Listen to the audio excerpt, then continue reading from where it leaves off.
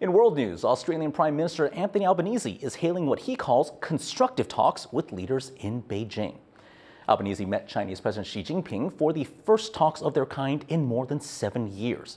Australia says the meeting was very positive, and China says relations are now on the right path.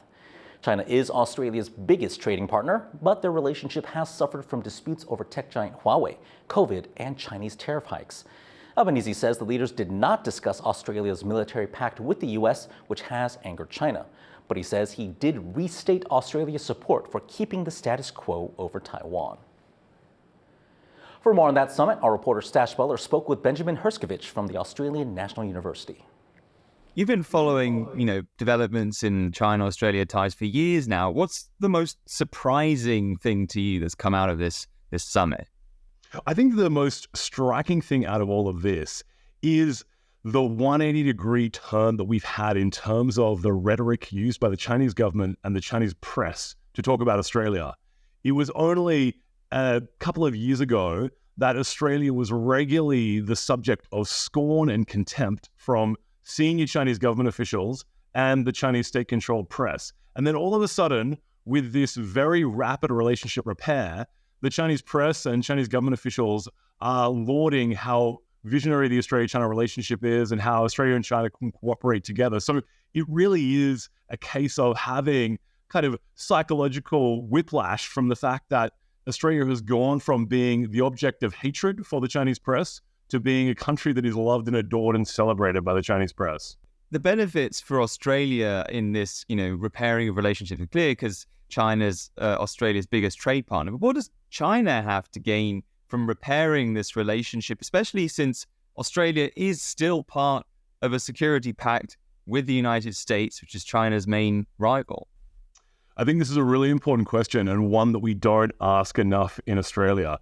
China has very specific things that it wants to get out of Australia. The most important, I think, is entry into the CPTPP trade pact, the Comprehensive and Progressive Agreement for Trans-Pacific Partnership. Beijing understood that any viable route into that trade agreement went through Canberra. Another big aspect of this is that China, in all likelihood, is trying to reduce Canberra's inclination to deepen its security and military ties with the United States. Now, Beijing doesn't realistically think that it can get Australia to roll back on those decisions, but it would hope that by revitalizing ties with Australia and getting Canberra more on side, it would be able to avoid Australia becoming even more militarily intertwined with the United States. What are the biggest obstacles to this relationship going forward? So it's really a case of having a smorgasbord of options to choose from. There are simply too many obstacles to point to. Australia will criticize the way in which China is treating Hong Kong.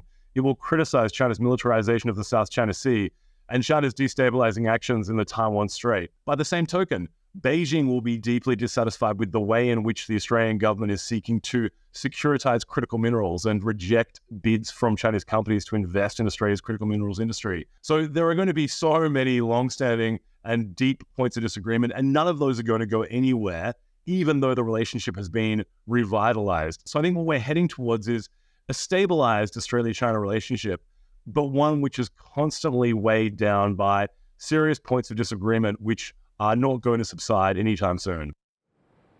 That was Benjamin Herscovitch of the Australian National University speaking to our reporter, Staś Butler.